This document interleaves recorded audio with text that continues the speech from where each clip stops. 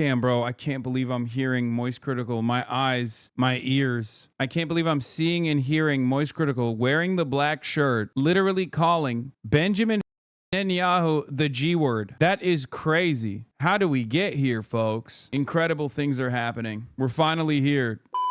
It seems that a couple weeks ago I said, once MoistCr1TiKaL talks about Israel, it's over. And it seems MoistCr1TiKaL is, as a matter of fact, literally wearing the black t-shirt and talking about Israel, which is ironically what I said. Once he wears the black t-shirt and starts talking about Israel, it's over.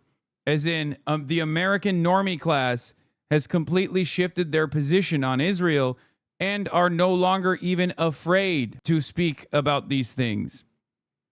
Like, remember, a couple weeks ago, I was making a joke. Ludwig and Adab were also indicators, for sure. But, like, Ludwig is like, yeah, Ludwig has donated to, like, PCRF and stuff from the start. He just was, like, very shy about revealing that and didn't want to, like, participate in it as publicly initially. Hi, Hassan, I'm French, and we French find that the Americans are less smooth than the French, and that's a positive point. You talk, for example, more about politics than we do. Yeah, for sure. Actually, I was talking to a literal Hasanabi head at the bookstore in Le Mans, and he straight up said that we don't have like a guy that's similar to you here in the content creator orbit that's just like very open and very straightforward about like demonstrating a left position.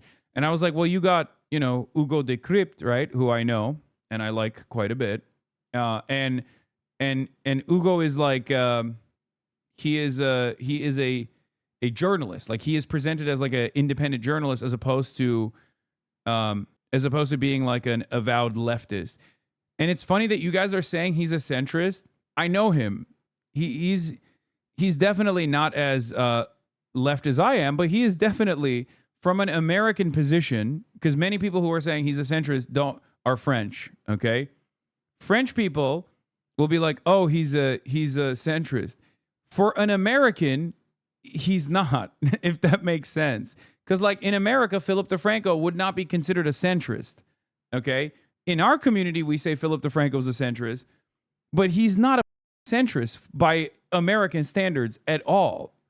Right? The same thing goes for like Hugo as well. But as far as MoistCr1TiKaL goes, guys, it's time.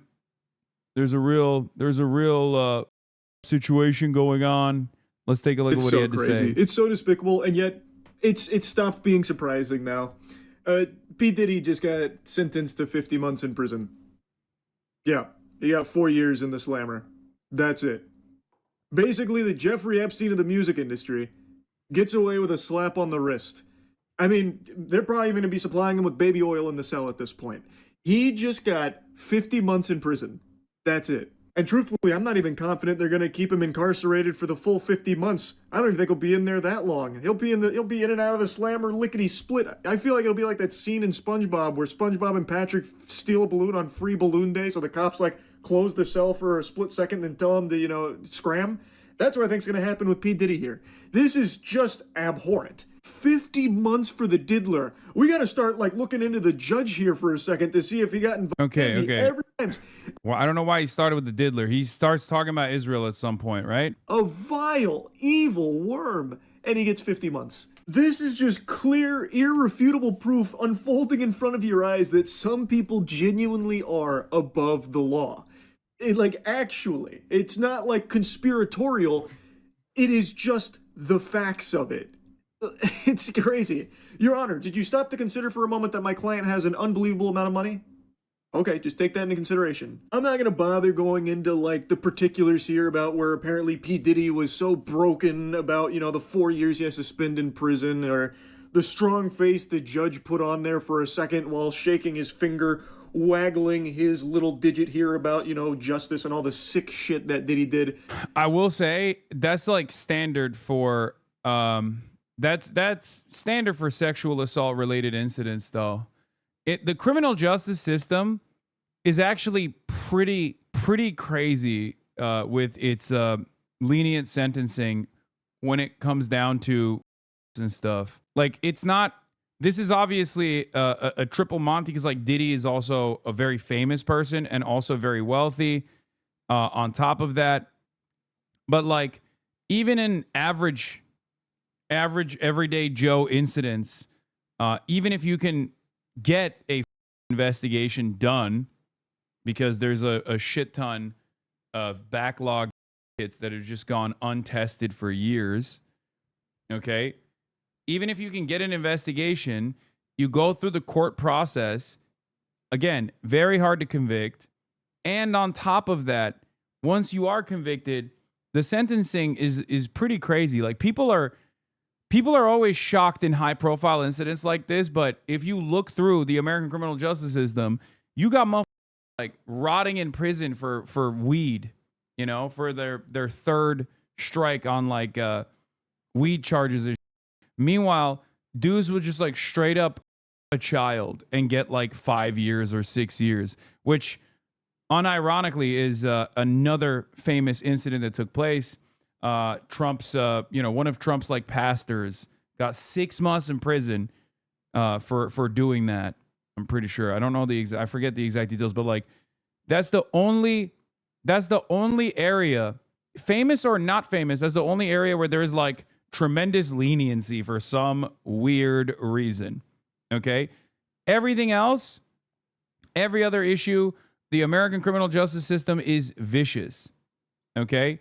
The American criminal justice system is unimaginably vicious. Not sure about you, but when the ex-megachurch pastor and Trump's spiritual advisor Robert Morris gets only 6 months in prison for abusing a 12-year-old girl, while homeless Willie Simpson gets life in prison without the eligibility for parole for stealing $9, it's so unfair. And the reason why this person, I suspect, if this is not an example, if this is a real example, I suspect it's because it's their third strike. Jay Mershon says, yeah, for reference, drug trafficking in Massachusetts is punished more harshly than ludicrous. Yeah. This is another universal problem, by the way. It's also really shitty in the UK as well. In most places, and listen, I'm not Mr. We need more harsh sentencing at any point, right? I'm Mr. Criminal Justice Reform. I'm in favor of rehabilitation over incarceration. But it's impossible not to realize, or it's impossible not to notice, what is this, the Hasan Piker effect? Let's get back to Moist Critical, who is finally addressing the genocide. It's all just performative. It's not real. Because at the end of the day, justice wasn't really served. 4 years in jail for the diddler, the baby oil behemoth, that's unhinged. That's just so twisted. But that's the time. Yeah. Diddy was convicted on 2 sex work charges. 50 months is on the high end of a sentence. I know. It's because part of the reason why that happened is because the prosecution flubbed it big time. And he had a really solid defense team. We're living in. Like, it is crazy the times we're living in. I also just saw today Benjamin Netanyahu just openly stating in front of the whole world his plans on brainwashing because so many people are turning on Israel. So he was asked, like, what he plans to do about it. And you know what? Since I'm just yapping, I'm just going to go ahead and go on this topic now, too. I guess I'm curious about what's another game plan if we lose evangelical support for the state of Israel? What's our backup plan to be strong, like, outside the diaspora? Christian influencers. Okay. You said, we talked about the woke right. And you said, I call it the woke Reich. That's a brilliant. The woke Reich. Because these people, you know, they're not any different from the woke left. I mean, they're insane. They're loonies. Yeah, that's his strategy. A galaxy brain chess maneuver here. Call everyone that doesn't support Israel Nazis. Whoa. Holy. This he's alting right now. What? Insane that Charlie's going beast mode for once. I mean, it's not that insane. Dude, someone must have clipped it when I was memeing about how when Charlie comes out with the black t-shirt and starts talking about, guys, we have a serious problem with Israel. That's when you know. The normal position is we've arrived at the normie position.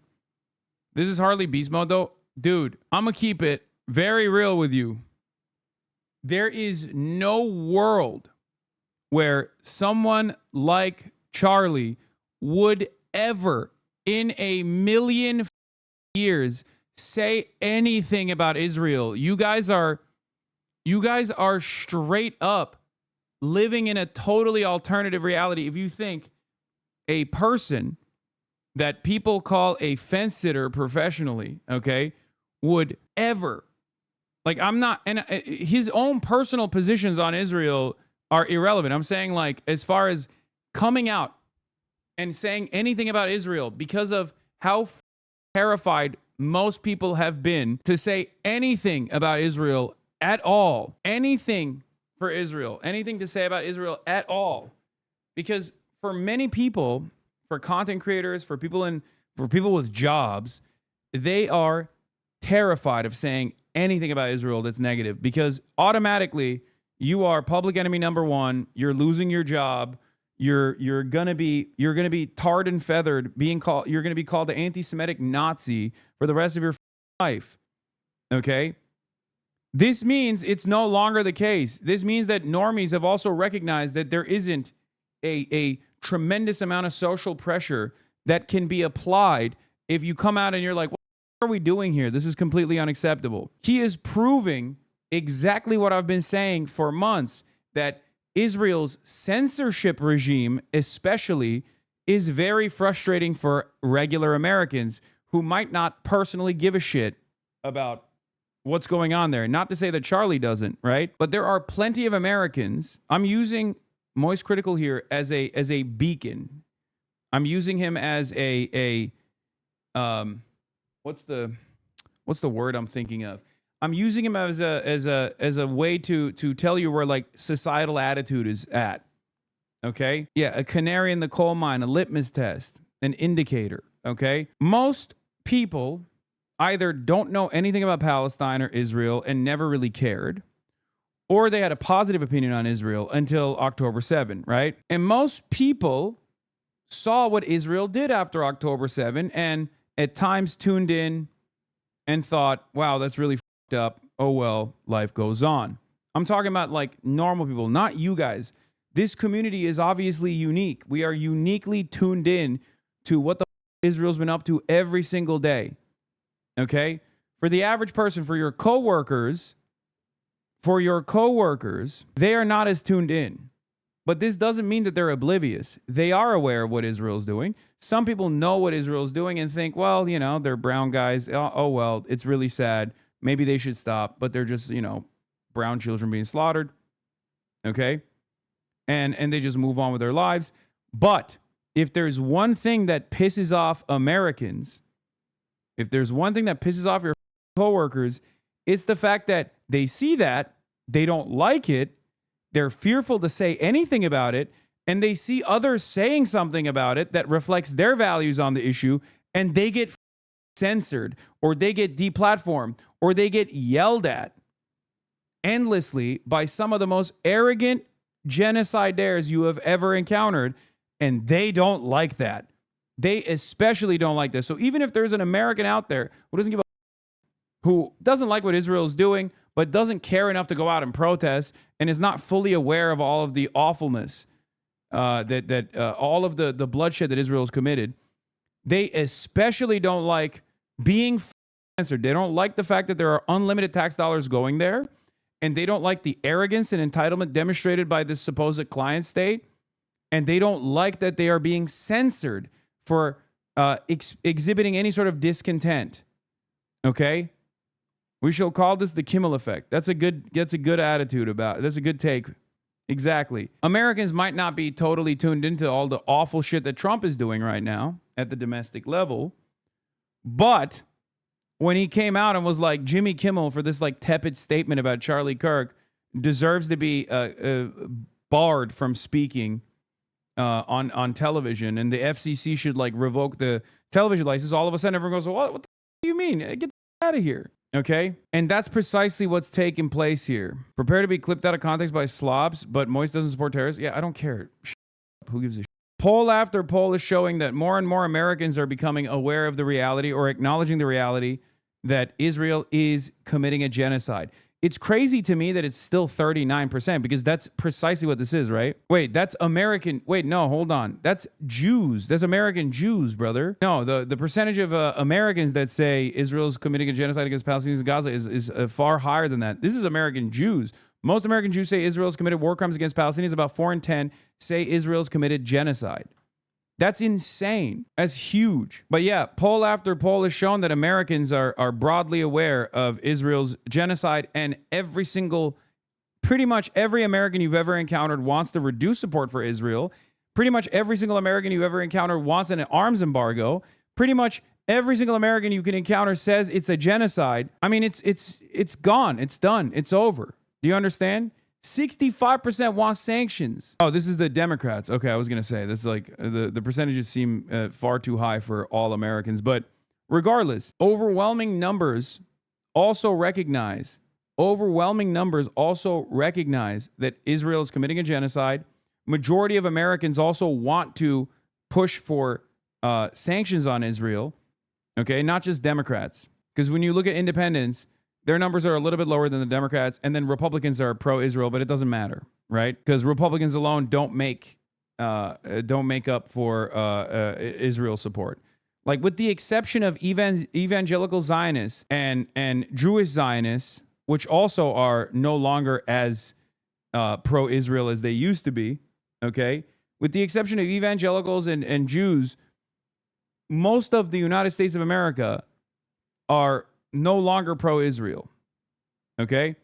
And that happened over 2 years. You have to measure that against how pro-Israel Americans used to be. It is so over. And it's only going to get worse from here on out for Israel as far as like approval ratings goes. Oh, did you find the clip? Here, I said, lose their job. This is like Moist Critical, okay? You know how I say Moist Critical is my normie meter or my centrism meter?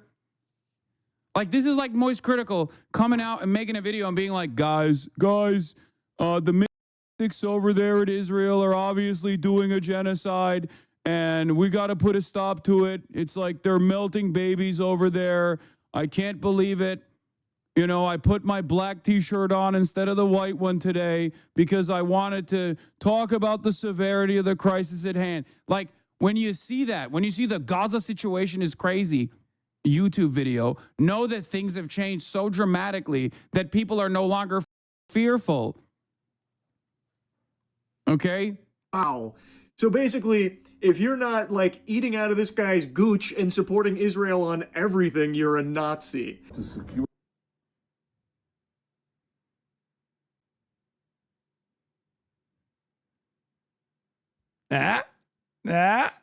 Yeah. Down to the black t-shirt, bro. Come on. My point is not, it's a non-starter. The normie American position is not only anti-Israel, but Americans are no longer afraid of even coming out as being anti-Israel. Because like in the past, many Americans would shy away from saying the truth. Many Americans would shy away from saying the truth because they were worried. Because nobody wants to be yelled at and be called a anti-Semite, okay?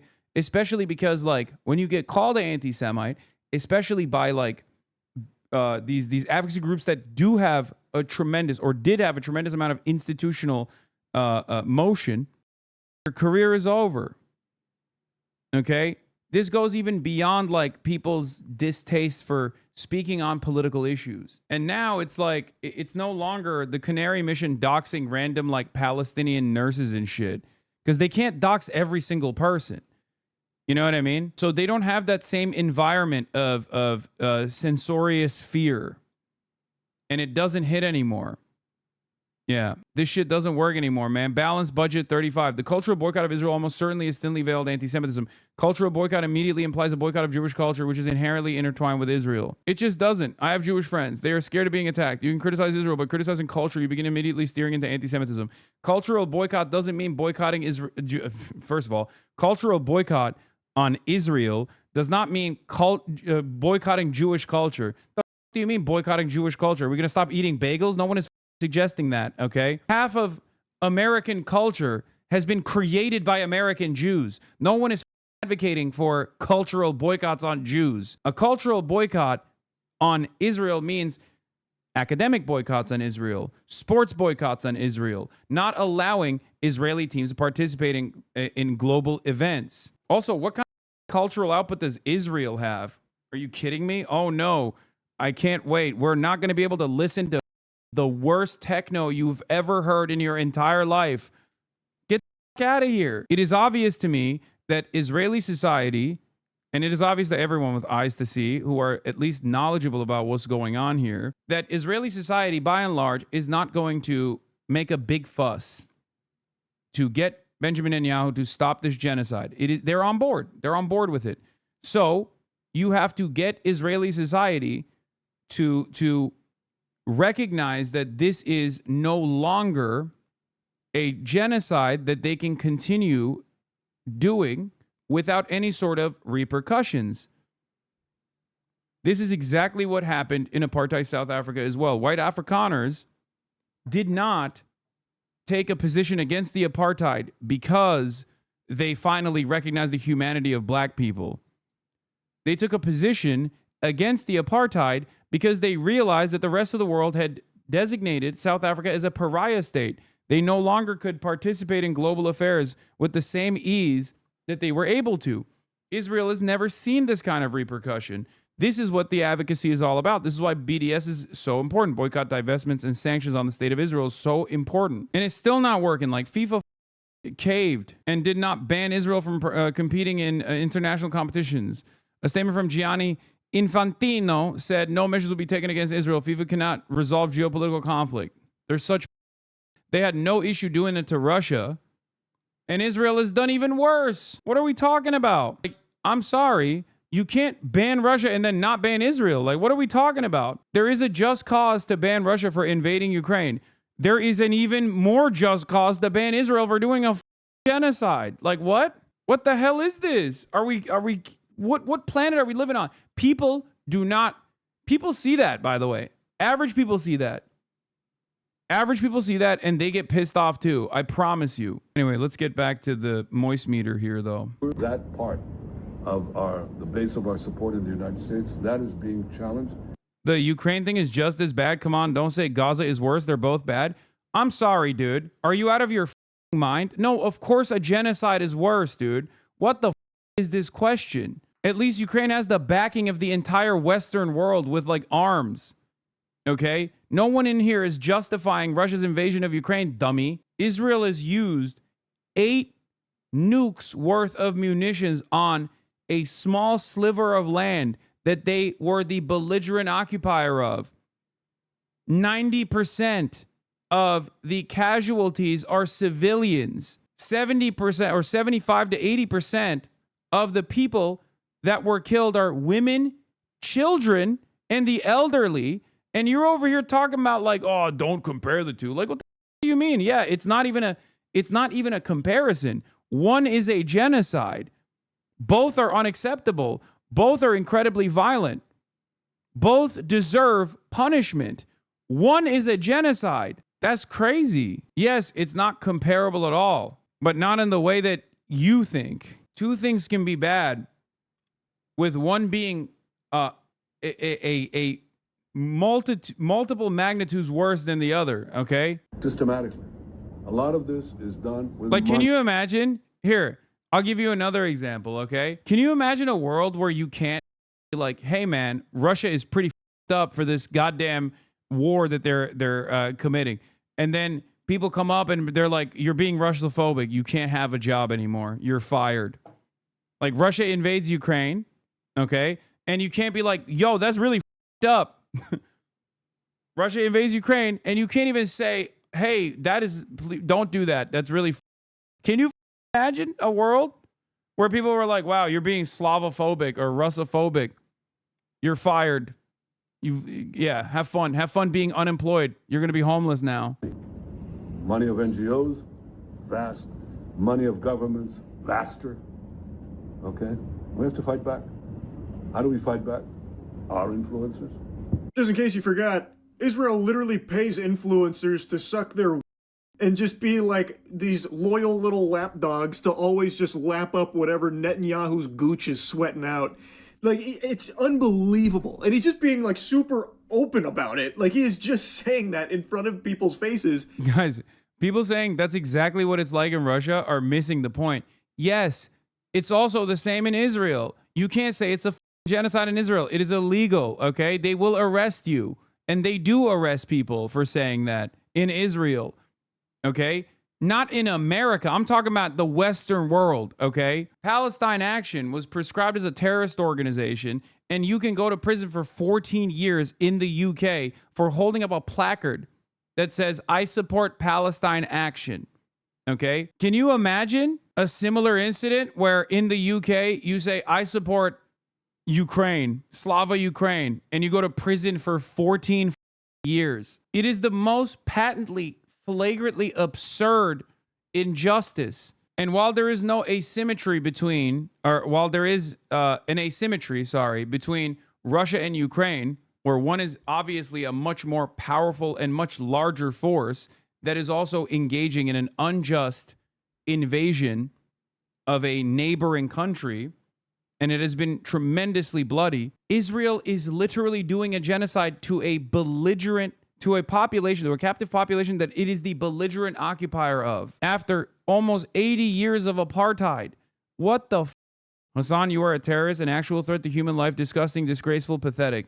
Sorry, MoistCr1TiKaL is also on his real tip, so good luck to you, chatter. Good luck to that chatter. There's going to be, at this point, there's going to be like 8 people who support Israel. And nobody seems to care. And secondly, we're going to have to use the tools of battle. And the most important ones are in social media. And the most important purchase that is going on right now is TikTok. TikTok, number one. And I hope it goes through because it can be consequential. And the other one, what's the other one that's most important? X. Exactly. Very good. And, so we have to talk to Elon. He's not an enemy. He's a friend. We should talk to him. Now, if we can get those 2 things, we get a lot. And I could go on other things, but that's not the point right now. Spoiler warning for those without thinking caps on. Censorship. He's talking about censorship. Damn to free speech. Benjamin Netanyahu's got other ideas. It's something he's talked about plenty in the past. He's not exactly shy with it. He's very loosey-goosey with the censorship topic, and he's talking about it again. He recognizes how everyone sharing videos and information about the atrocities and all the slaughter of the Palestinians at the hands of the IDF is making people turn on Israel. So now genocidal freak is going up to Elon Musk. Oh, Mr. Musk, can we do something about like all these pesky voices sharing all of this? It's censorship. Super weird, by the way, how a foreign nation seems to have so much pull over things happening in our homeland. Why can Netanyahu come out with his full ass on display talking about like how algorithms on the platforms here need to cater to him, and also he should be talking to Elon about Twitter so they can do something together in regards to like the people not liking Israel anymore and what they're having access to? Why is that? Like, that shouldn't be allowed, right? Like, what the f? This guy gets to come in and, like, completely wash our freedom of speech in order to fit his censorship agenda? Cool. How about no, Goober? Like, come on. This should be an outrage to everybody, but it's not. It's just not. And that's just the signs of the times that we're in. Like, I made a video the other day about Ted Cruz with his slip-up where he said to stop attacking pedophiles. Senator Booker also said we should have bipartisan agreement. I think that's a great idea. We should have bipartisan agreement. How about we all come together and say, let's stop murders? Damn, bro, I can't believe I'm hearing MoistCr1TiKaL. My eyes, my ears. I can't believe I'm seeing and hearing MoistCr1TiKaL wearing the black shirt, literally calling Benjamin Netanyahu the G word. Goober, okay? That is crazy. How do we get here, folks? The mother G word, man. Incredible things are happening. We're finally here. ContraPoints has now officially been outflanked from the left by MoistCr1TiKaL. I know. I don't know anything about him. What's the significance of the black shirt? I mean, that's mostly a meme. But yeah, no. Charlie Charlie doesn't normally do a lot of politics. Like he's a liberal for sure, right? In the past, like he's come out and had some interesting takes that I definitely consider liberal. But like he is very he deliberately stays out of trouble, I guess, if that makes sense. He tries to actively not talk about this stuff. So for him to come out and like make a statement is indicative of the change in times. It means that there aren't like tremendous repercussions for this sort of thing. For the Palestine issue, you just need to be human to speak up no matter what side you're on. No, I understand that, but again, different strokes for different folks, I guess. How do you think he'd feel knowing you call him a normie meter? I don't know. I mean, I'm not even shitting on him for it. A lot of people yell about how he's you know, people say like he's offensive or whatever. I don't really give a shit ultimately. I'll take support from anywhere I can get. But yeah, I think he is demonstrative of an attitude shift. It means that like this position is no longer, this is an inoffensive position. It's like people actually no longer feel fearful to reveal this. And he has, yeah, in the past, he stood up for trans people and a lot of people yelled at him for it. But like this means that like the average American cop and divorced dad also has a similar perspective. Do you understand? Like there's cops that watch MoistCr1TiKaL. There's divorced dads that watch MoistCr1TiKaL. Your coworkers watch MoistCr1TiKaL, okay, in our age group. Lol, shitting on him even more? No, this is not a diss on MoistCr1TiKaL at all, dude. It's only a diss in this community, okay? That for the average person doesn't have a negative opinion about cops. What are you talking about? Average person in America loves cops, chatter. Wake up. How about we all come together and say, let's stop? How about we all come together and say, let's stop attacking files? I want you to look at what happened when the National Guard went to D.C. Quite the Freudian slip. And as I said, there's no way he meant to say that. But he never corrects it or anything. No one points it out. And what he's talking about didn't pertain to files at all. His crime statistics were robbery, homicide, and 2 out of 3 of those he covered previously. The last one, robbery, that doesn't relate to stopping attacking files. Like, those two don't connect. You can't put the square piece into the circle hole on that one. And I saw people saying that it was intellectually dishonest to paint it as anything other than just like an embarrassing flub. Which is fair enough, I suppose, because I'm not trying to make the claim that this is him fully admitting to things and he's going full mask off. Ted Cruz did notably reject the release of the Epstein files. Like, from all available information, it seems he has been against the release of the Epstein files, judging from his votes in regards to it. So I did pose that, here's a little food for thought. There may be a little something there, possibly, but overall, the video, I was just taking the piss out of it. That's really it. But that was somehow incendiary and made people mad about, like, oh, to portray him clearly having a flub there. Once again, that is indicative of his audience's attitude, right? That he still has people that would, even when he's like gently making fun of Ted Cruz for a very obvious gaffe, while tying it back to his, the Epstein stuff, like there are people in his audience that get mad at that.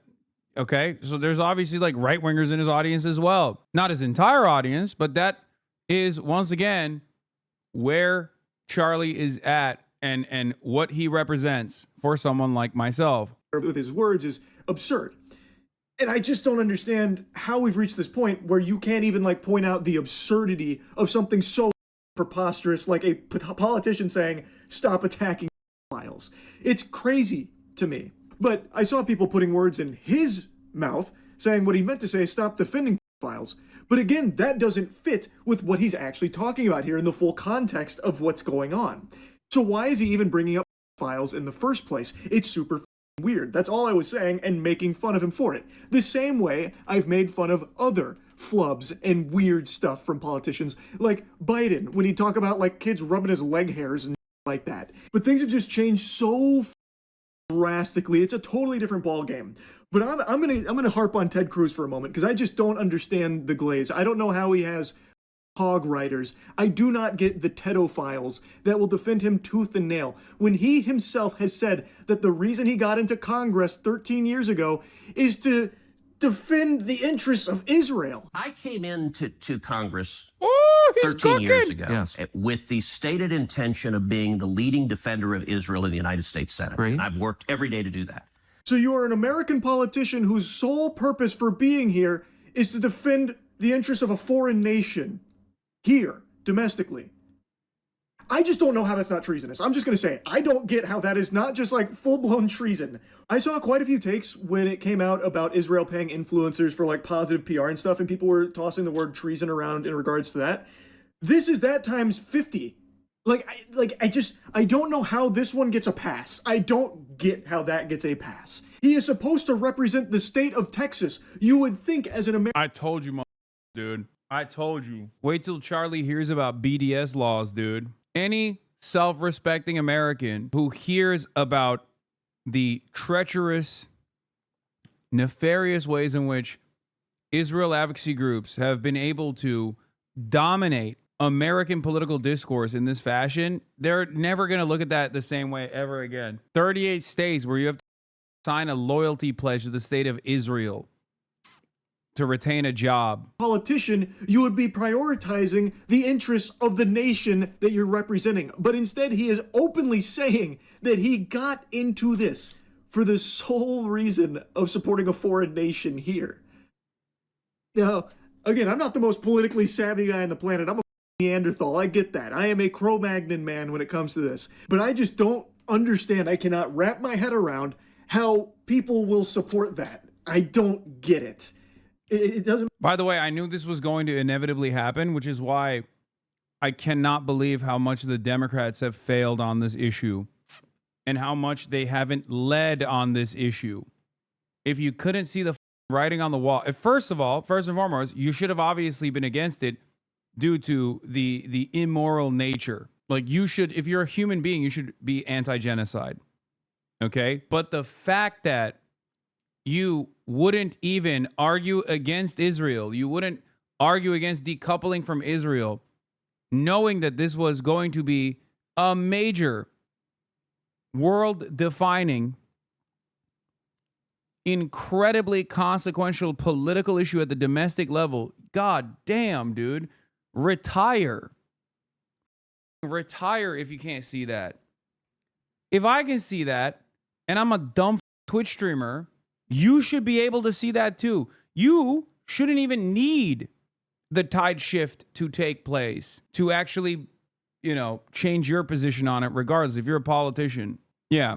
Leaked email reveals communication between company leading the TikTok purchase and former Israeli Prime Minister Ehud Barak. We believe that we have to embed the love and respect for Israel in the American culture, wrote the then Oracle CEO Safra Katz in 2015.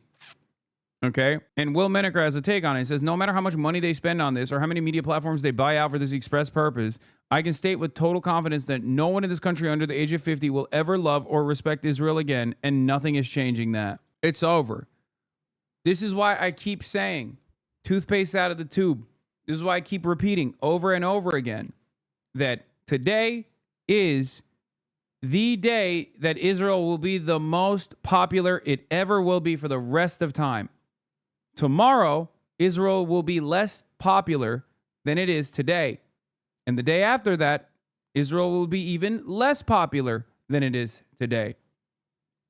This will never turn around for Israel. It's over. They've lost the next generation. Completely lost it.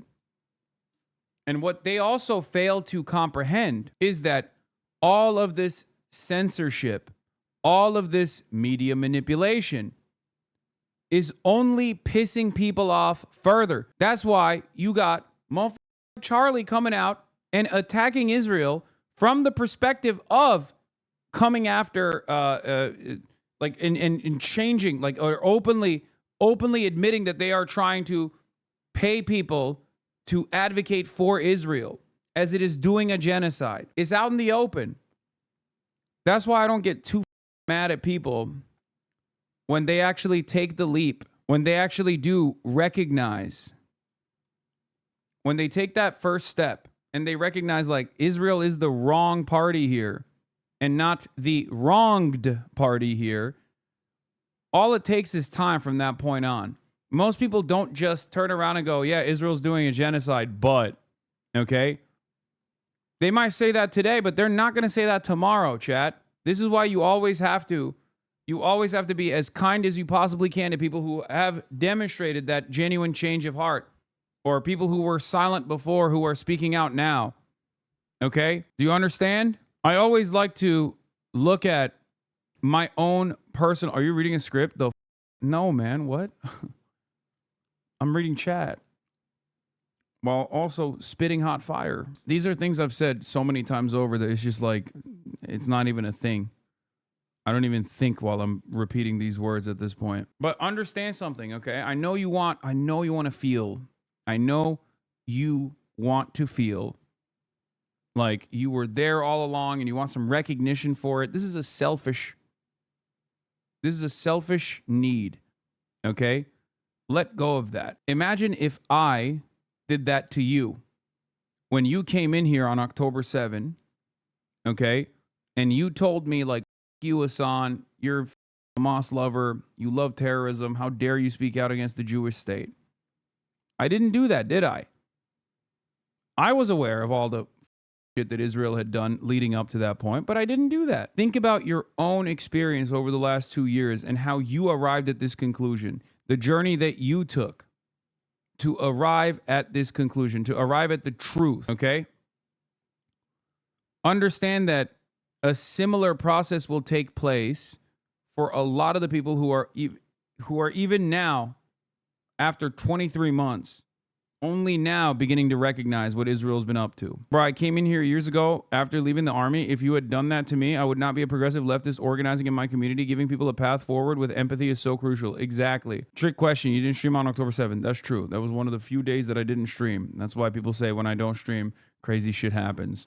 I did not stream on October 7th, but I'm saying on October 8th, right? When I did stream. I'm telling you, it is impossible. Once people are made aware, once they take that leap, once they actually go against what they have been preconditioned into believing, that Israel is this moral party, Israel is this Western aligned nation, and its enemies are barbaric monsters. Once they take that leap to recognize the truth for the first time, when they go, maybe Israel is not the moral nation I thought it was,